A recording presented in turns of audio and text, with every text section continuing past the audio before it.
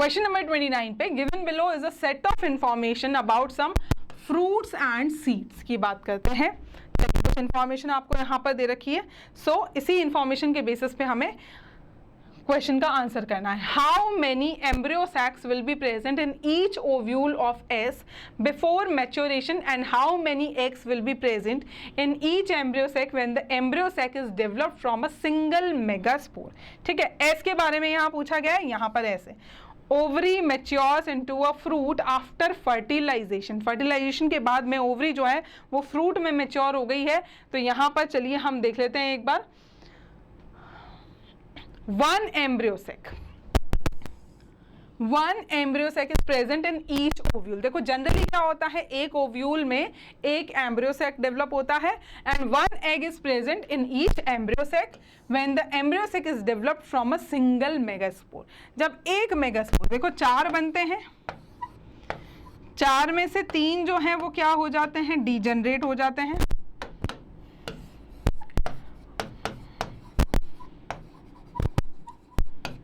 सिर्फ एक फंक्शनल होता है। तो इस टाइप का जो डेवलपमेंट होता है एम्ब्रियो सैक का, उसमें क्या होता है कि एक एम्ब्रियो सैक प्रेजेंट होगा ईच ओव्यूल में, तो एक ही एग था, इसका मतलब ईच एम्ब्रियो सैक में when the embryo sac is developed from a single megaspore. चलिए सेकंड क्वेश्चन यहाँ पर हम लोग देख लेते हैं। Which of these fruits exhibits polyembryony. Polyembryony कौन सा वाला इनमें से फ्रूट्स एग्जिबिट करेगा? Will there embryos exhibit genetic variation? Justify.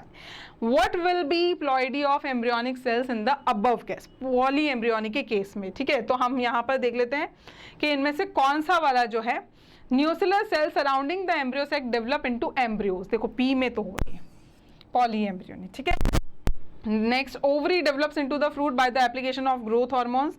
thalamus contributes to the fruit formation। चलिए यहाँ पर अब हम लोग देख लेते हैं एक बार इसका आंसर क्या है।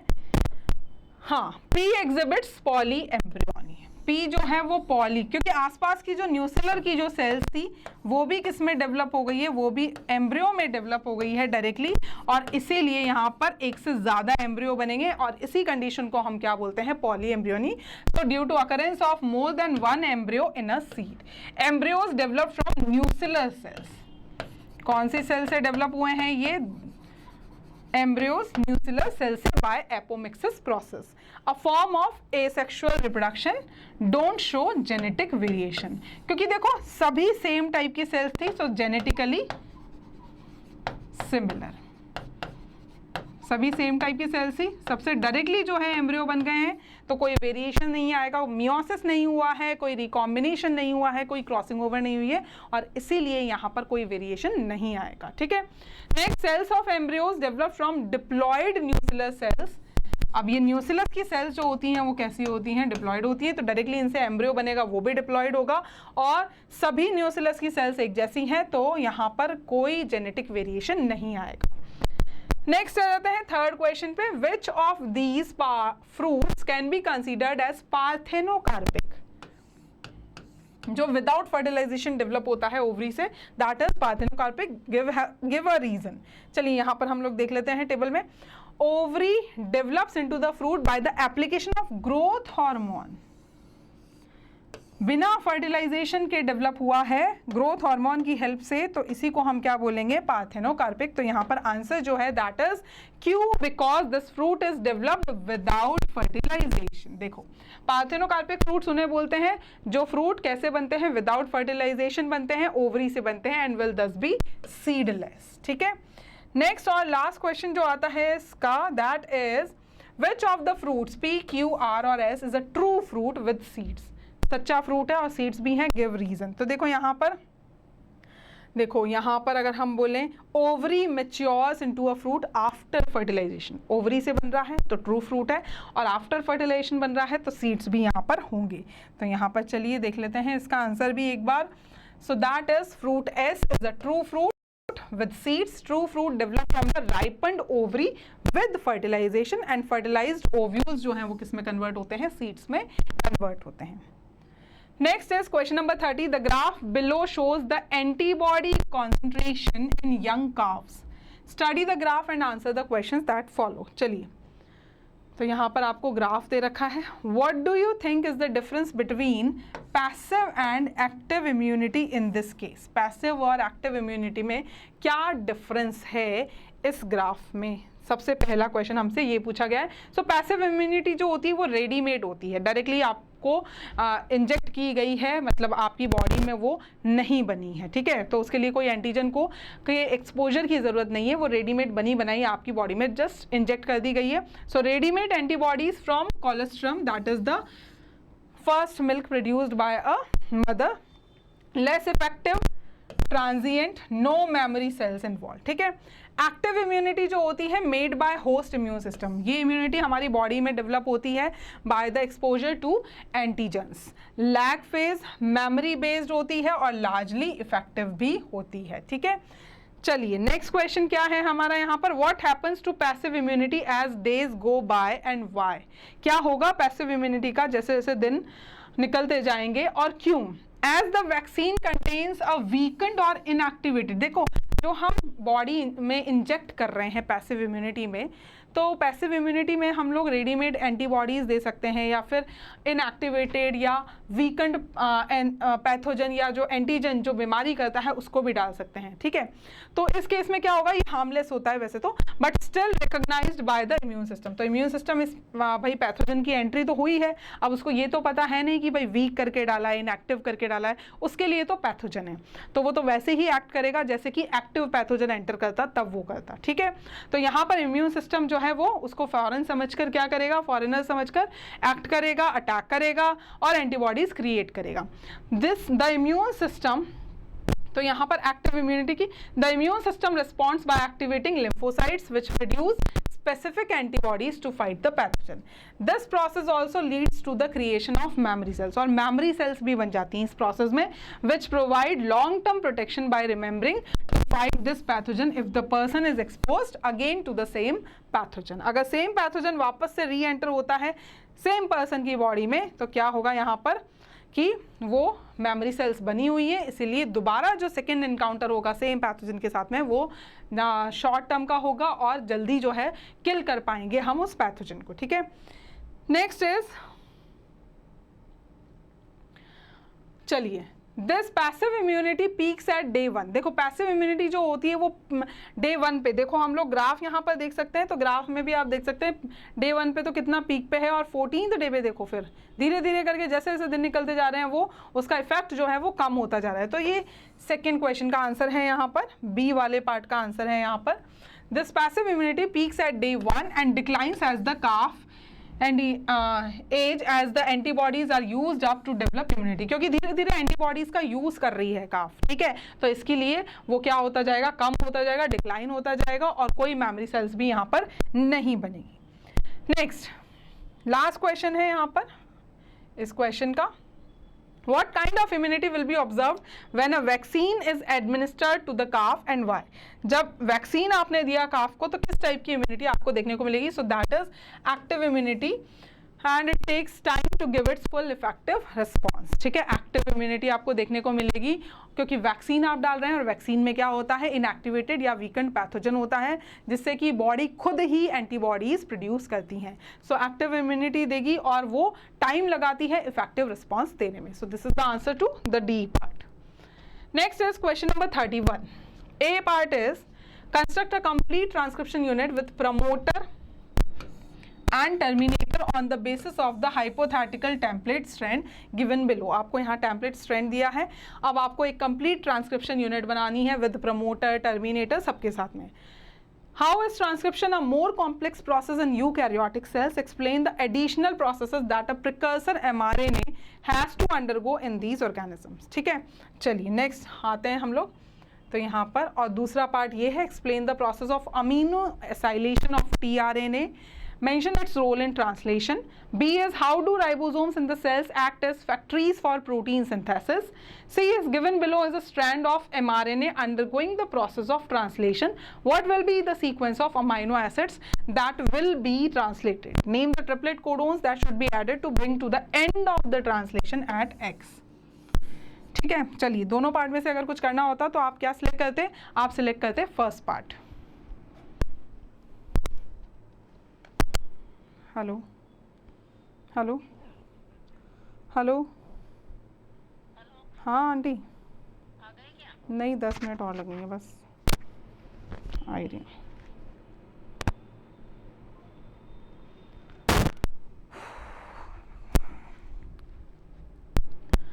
चलिए देख लेते हैं। तो ये है हमारी ट्रांसक्रिप्शन यूनिट जो हमें बनानी है। देखो, हमें जो टैबलेट स्ट्रैंड दिया गया था वो हमें यहाँ रखना है, और हमेशा याद रखना नया स्ट्रैंड जो बनेगा, नया स्ट्रैंड जो बनेगा वो हमेशा उसकी डायरेक्शन क्या होगी, 5' to 3'। ये याद रखे ही आपको कोई भी ट्रांसक्रिप्शन यूनिट बनानी है।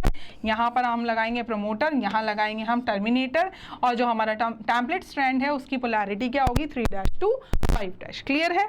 चलिए बी वाले की बात करते हैं। ट्रांसक्रिप्शन जो होता है उसमें 3 टाइप के पॉलीमरेजेस होते हैं। भाई कॉम्प्लेक्सिटी पूछी गई है यूकैरियोटिक ट्रांसक्रिप्शन की, तो वहाँ पर 3 टाइप के पॉलीमरेजेस होते हैं, और वो डिपेंड करेगा कि किस टाइप के जीन को ट्रांसक्राइब किया जा रहा है। तो यहाँ पर अलग अलग जो है जीन के लिए अलग अलग RNA पॉलीमरेजेस हैं। सेकेंड जो है वो ट्रांसक्राइब करेगा प्रोटीन कोडिंग जीन्स को, RNA पॉलीमरेज 1 जो है वो ट्रांसक्राइब करेगा rRNA जीन्स को, जबकि थर्ड वाला जो है वो rRNA, tRNA और snRNA को ट्रांसक्राइब करेगा। प्राइमरी ट्रांसक्रिप्ट्स में अब जो हमारा जो हम बोल सकते हैं प्रिकर्सर mRNA जो बनता है, उसमें बहुत सारे जो है नॉन कोडिंग सीक्वेंसेस होते हैं। इंट्रॉन्स होता है, हमें कैप लगानी होती है, हमें टेल लगानी होती है, ठीक है। तो वहां पर कैपिंग, टेलिंग और स्प्लाइसिंग 3 प्रोसेस करने होते हैं, और इसीलिए यूकैरियोटिक ट्रांसक्रिप्शन जो है वो थोड़ा कॉम्प्लेक्स हो जाता है as compare to prokaryotic transcription, ठीक है। तो इंट्रॉन्स का जो रिमूवल है, जो इंट्रॉन्स हमारे नॉन कोडिंग सीक्वेंसेस होते हैं उनको हटाना होता है और एक्सॉन्स को ज्वाइन करना होता है, दिस इज स्प्लाइसिंग, ठीक है। और कैपिंग और टेलिंग में कैप में हम क्या लगाते हैं, मिथाइल ग्वानोसिन ट्राइफॉस्फेट की एक कैप लगाते हैं एट द 5' एंड, ठीक है। और टेलिंग में हम क्या करते हैं, पॉलीएडिनाइलेट रेजिड्यूज की एक टेल लगाते हैं एट 3' एंड, ठीक है। ये सब एडिशनल प्रोसेस हैं जो यूकैरियोटिक ट्रांसक्रिप्शन में होते हैं। प्रोकैरियोटिक ट्रांसक्रिप्शन में ऐसे कोई प्रोसेसेस नहीं होते हैं। Next is amino acylation. देखो अमीनो एसाइलेशन मतलब यहाँ पर अमाइनो एसिड्स को हम क्या कर रहे हैं, एक्टिवेट कर रहे हैं bye binding with its amino acyl tRNA synthetase, ठीक है। इसके साथ में बाइंड करके हम क्या कर रहे हैं, एक्टिवेट कर रहे हैं in the presence of ATP, क्योंकि एक्टिवेट करना है तो एनर्जी तो चाहिए, और एनर्जी कहाँ से आएगी, ATP से आएगी। If 2 charge tRNAs come close during translation process, the formation of peptide bond become between them is energetically favorable। और जैसे ही 2 चार्ज जो है tRNA पास पास आएंगे, tRNAs के ऊपर क्या बैठे हुए हैं, अमाइनो एसिड्स बैठे हुए हैं।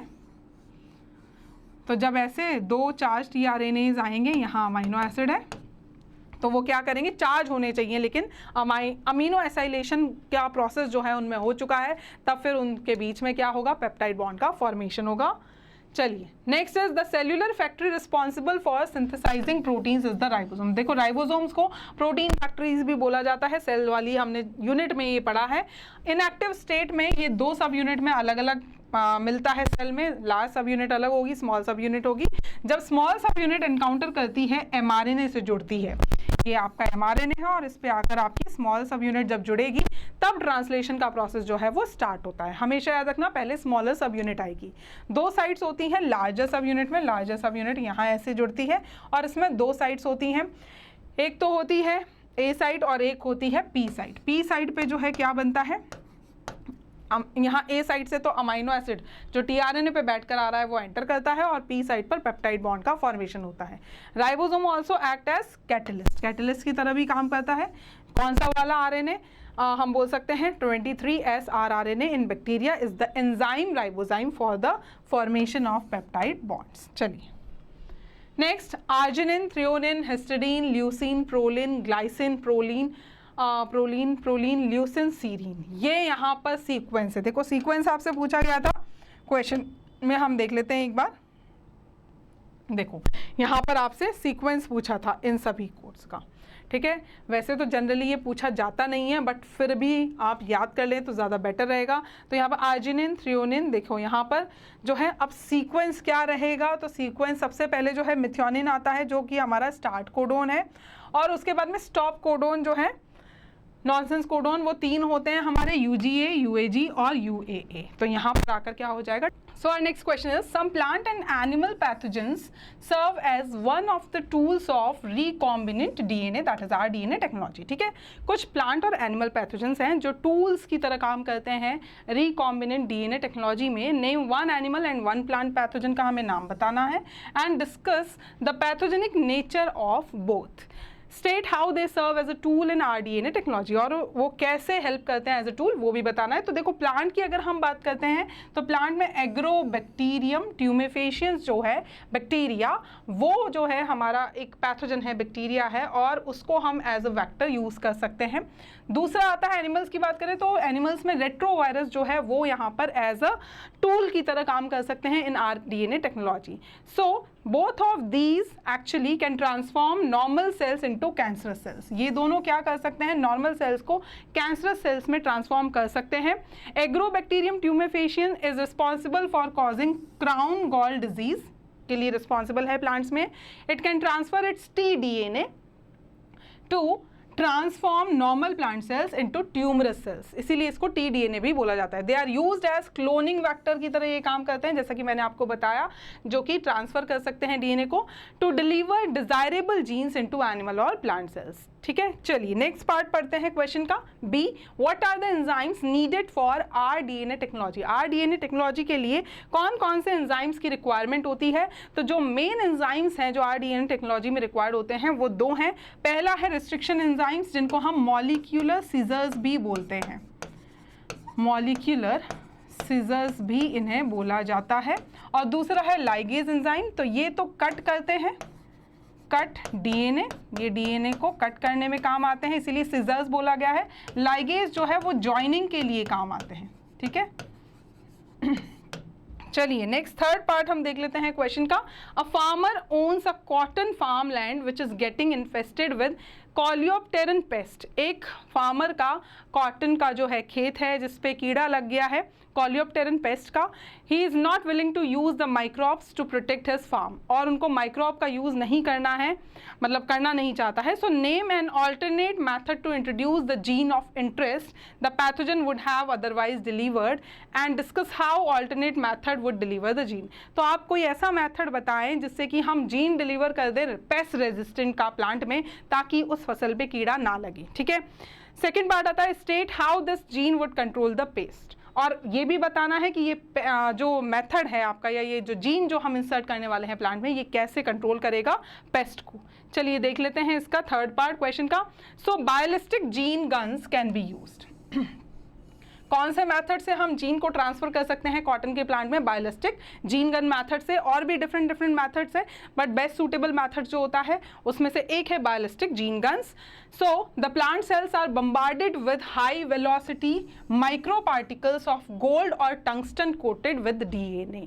ठीक है, तो DNA जो हमारा डिजायरेबल DNA है, डिजायरेबल जो जीन है जो हमें इंसर्ट करना है प्लांट के अंदर, जिससे कि प्लांट पेस्ट रेजिस्टेंट हो जाएगा, और उसको हम उस DNA को, उस जीन को हम टंगस्टन के ऊपर जो है कोट करेंगे, या गोल्ड भी आप ले सकते हैं, दोनों में से कोई भी एक मेटल आप ले सकते हैं कोट करके, और हाई वेलोसिटी के रूप साथ जो है हम लोग उसे बम्बार्डेड करेंगे प्लांट सेल्स के अंदर ताकि वो चला जाए।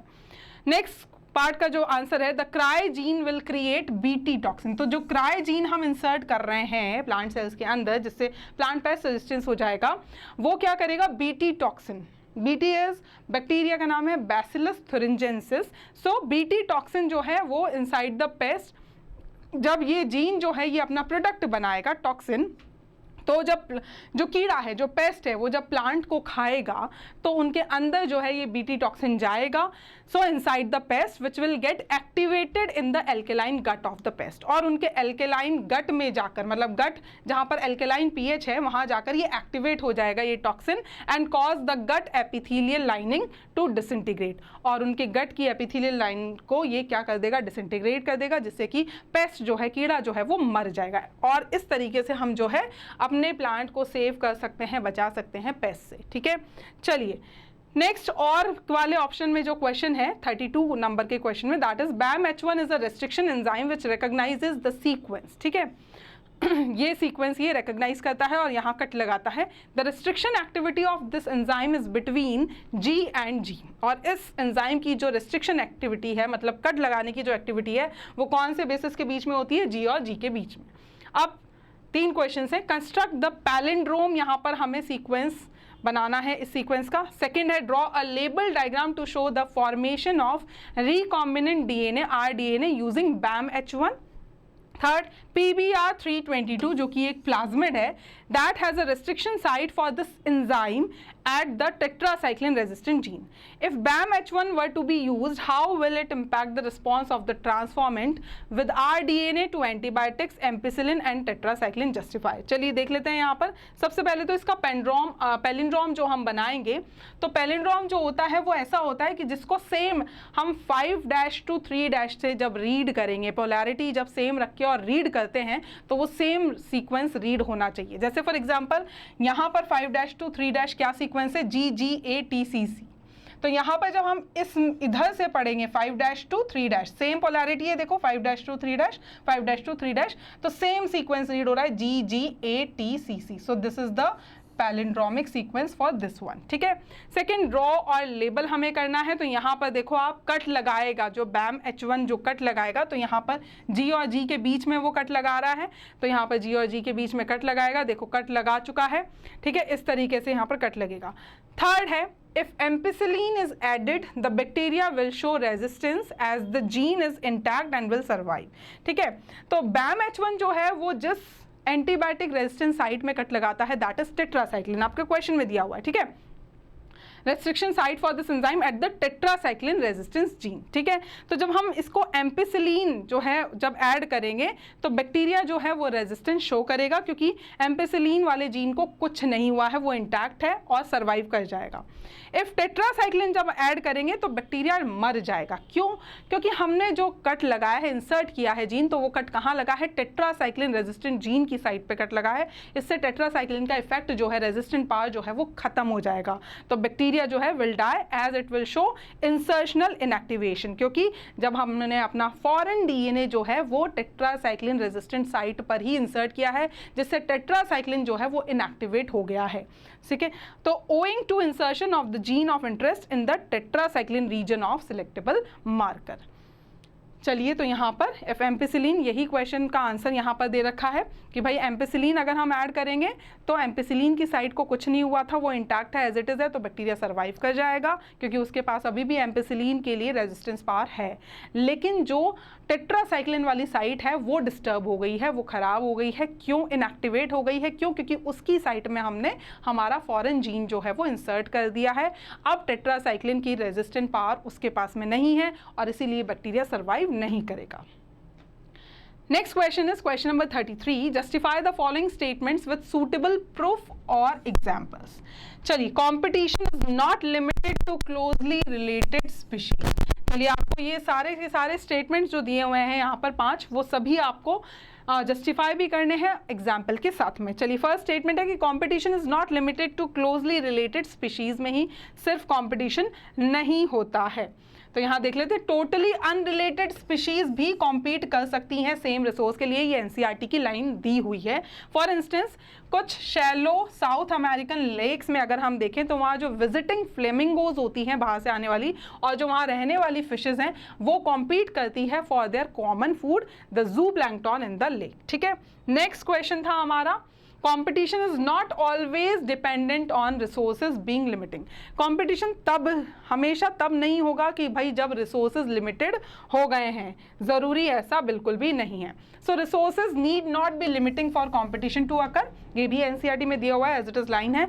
इन इंटरफेरेंस कॉम्पिटिशन की अगर हम बात करें तो वहाँ पर एक स्पीशीज़ की जो फीडिंग एफिशिएंसी है वो कम हो जाएगी, दूसरी जो इंटरफेयरिंग या इनहिबिटरी जो स्पीशीज प्रेजेंट है उसकी प्रेजेंस में। मतलब एक सुपीरियर है और एक बेचारी थोड़ी सी रेसेसिव स्पीशीज है, और इसीलिए या इन्फीरियर स्पीशीज है, तो जो सुपीरियर वाली स्पीशीज है उसकी प्रेजेंस में जो इन्फीरियर वाली स्पीशीज है उसकी एफिशिएंसी जो है, या हम बोल सकते हैं उसकी फीडिंग एफिशिएंसी जो है वो कम हो जाएगी। तो यहाँ पर भी कॉम्पिटिशन है, बस ये किस टाइप का कॉम्पिटिशन है? इंटरफेरेंस कॉम्पिटिशन हम इसे बोलते हैं। Due to the interfering and inhibitory necessary presence of the other species even if resources are abundant. और इस कंडीशन में, इस टाइप की कंपटीशन में रिसोर्सेज अबंडेंट हैं, वो लिमिटेड नहीं हुए हैं, बट स्टिल स्पीशीज कॉम्पीट कर रही है क्योंकि एक थोड़ी डोमिनेटिंग है, दूसरी बेचारी थोड़ी सी रेसेसिव है। नेक्स्ट यहाँ पर हम थर्ड देख लेते हैं, competitive exclusion occurs in nature. बिल्कुल कॉम्पिटिटिव एक्सक्लूजन नेचर में होता है और उसका बहुत अच्छा एग्जांपल एनसीईआरटी में दिया है। गॉस की अगर हम बात करें साइंटिस्ट की, तो यहाँ पर इन्होंने जो है एक गॉस एक्सक्लूसिव प्रिंसिपल दिया था। भाई यहाँ पर क्या होता है कि जो कॉम्पिटिटिवली सुपीरियर स्पीशीज होती है, जब रिसोर्सेज लिमिटेड हो गए हैं किसी भी नेचर में, एनवायरनमेंट में, तो जो कॉम्पिटिटिवली सुपीरियर स्पीशीज होगी वो इवेंचुअली एलिमिनेट कर देगी, हटा देगी जो दूसरी स्पीशीज है जो एक्चुअल में उनसे इन्फीरियर है। जैसे कि एग्जांपल हम गैलापागोस आइलैंड का ले सकते हैं। यहाँ पर एबिंगडन टॉर्टोइस जो थे वो एक्सटिंक्ट हो गए थे। क्यों? क्योंकि वहाँ पर जो गॉड थी जिनको इंट्रोड्यूस किया गया था आइलैंड पे, और उन्हीं के उनके इंट्रोडक्शन के 10 साल बाद ही ये टॉर्टोइस जो हैं वो एक्सटिंक्ट हो गए थे। क्यों? क्योंकि इन गॉड्स की जो ब्राउजिंग एफिशिएंसी थी वो काफ़ी ज़्यादा थी एज़ कम्पेयर टू टॉर्टोइस। ठीक है, चलिए ये हो गया हमारा थर्ड क्वेश्चन का आंसर। अब नेक्स्ट हम क्वेश्चन पढ़ते हैं फोर्थ, कॉम्पिटिंग स्पीशीज में इवॉल्व मैकेनिज्म्स फॉर को एग्जिस्टेंस। ज़रूरी नहीं है कि हमेशा कॉम्पिटिशन में एक हारे और एक जीते, हो सकता है दोनों साथ साथ भी चल सकते हैं। तो भाई ये कब होगा? जब हम रिसोर्सेज को डिवाइड कर लेंगे कि भाई ये एरिया मेरा, ये एरिया तुम्हारा। इस तरीके से हमने रिसोर्सेज को किसी तरीके से डिवाइड कर लिया ताकि दोनों स्पीशीज कंटिन्यू कर सके, और इस रिसोर्सेज के डिवीजन को हम बोलते हैं resource partitioning. If two species compete for the same resource, जब दो स्पीशीज सेम रिसोर्स के लिए लड़ रही है, they could avoid competition, और अवॉइड किया जा सकता है by choosing for instance different times for feeding. भाई टाइम अलग अलग कर दिया कि तुम सुबह फीड करने जाना, हम शाम को। डिफरेंट फॉरेजिंग पैटर्न्स जो है आपने डिवाइड कर लिए। सो मैक एर्थर नाम के साइंटिस्ट ने, उन्होंने बताया कि 5 closely related species of warblers जो बर्ड्स हैं living on the same tree were able to avoid competition and coexist due to behavioral differences in their foraging activities. And the last question is, competition in nature comes from what is called competitive release. Yes, ये last इसका competition का जो है question है, चलिए देख लेते हैं। A species whose distribution is limit. अच्छा, क्या होता है कभी कभी कि भाई एक स्पीशीज है वो एक लिमिटेड एरिया में, लिमिटेड जोग्राफिकल एरिया में ही सिमट के रह जाती है। क्यों? क्योंकि बाहर जाते ही उसका कंपटीशन बहुत सारी स्पीशीज से होगा, लेकिन जैसे ही आप उन बाहर वाली कॉम्पिटिटिव स्पीशीज को हटा देते हो तो उनका एरिया अपने आप ही बढ़ जाता है, and this is competitive release. So species whose distribution is limited to a smaller area because of the presence of a competitively superior organism, ठीक है, is found to increase its range, वो अपना area बढ़ा लेगी जब आप उस competing species को वहाँ से हटा दोगे। For example, in the coast of Scotland, the superior barnacle balanus dominates the intertidal region and excludes the smaller barnacle from that zone। ठीक है, चलिए इसी क्वेश्चन के और में जो क्वेश्चन है फूड चेन एंड, अच्छा हम क्वेश्चन पढ़ लेते हैं पहले एक बार। क्वेश्चन नंबर 33 का जो ऑप्शनल क्वेश्चन है, how does a simple food chain exemplify the first law of thermodynamics. ठीक है, ये पहला क्वेश्चन है। दूसरा है, the table below shows the number of species in different parts of the world. ठीक है, यहाँ पर आपको डिफरेंट पार्ट्स दिए हैं और number of bird species. Identify the common factor in regions with a higher number of bird species and suggest at least 2 reasons for this greater diversity। चलिए बात करते हैं इन दोनों क्वेश्चंस के आंसर्स की। तो सबसे पहले लेते हैं हम फर्स्ट क्वेश्चन, फूड चेन और फर्स्ट लॉ ऑफ थर्मोडायनेमिक्स। तो सबसे पहली बात आपको पता होना चाहिए यहाँ पर क्या होता है। तो फूड चेन आप डिफाइन करेंगे, फर्स्ट लॉ ऑफ थर्मोडायनेमिक्स बताएंगे, ठीक है, और कैसे वो दोनों रिलेटेबल हैं। So the solar energy trapped by the plants is transformed to chemical energy through the process of photosynthesis. ये हम सबको पता है कि फोटोसिंथेसिस में लाइट एनर्जी को हम केमिकल एनर्जी में कन्वर्ट करते हैं। When the plants are consumed by the animals, the organic matter that is the chemical energy जो उनके अंदर स्टोर्ड है is transfer to the animal. जब एनिमल प्लांट को खाएंगे, some amount of this organic matter is lost as heat through the process of respiration. और हर बार जो है कुछ ना कुछ अमाउंट ऑफ एनर्जी जो है वो हीट की फॉर्म में लॉस होगा ही होगा. So death of the producers और consumers will result in the organic matter getting transfer to detritivores. तो यहाँ पर अगर डेथ हो जाती है प्रोड्यूसर्स की, प्लांट्स की, एनिमल्स की, जो उनको कंज्यूम कर रहे हैं, कंज्यूमर्स की, तो उसमें क्या होगा, ऑर्गेनिक मैटर डेवलप होगा, जो कि कौन खाएगा, डेट्राइटिवोरस. As demonstrated, energy is not created nor destroyed but transformed from one form to another. तो यहाँ हम देख सकते हैं कि एनर्जी क्या हो रहा है, ना तो बनाई जा रही है, ना क्रिएट हो रही है, ना डिस्ट्रॉय हो रही है, बस एक फॉर्म से दूसरी फॉर्म में ये ट्रांसफ़र हो रही है. And this is the first law of thermodynamics, जो यहाँ बिल्कुल हम एक फूड चेन से जस्टिफाई कर सकते हैं. ठीक है, नेक्स्ट आता है next part of the question. Greater diversity is seen in regions closer to equator. Equator या ट्रॉपिकल रीजन्स में आपको ज़्यादा डाइवर्सिटी देखने को मिलेगी as compare to polar areas. ठीक है, रेंज क्या रहेगी, 23.5 डिग्री नॉर्थ से लेकर 23.5 डिग्री साउथ तक.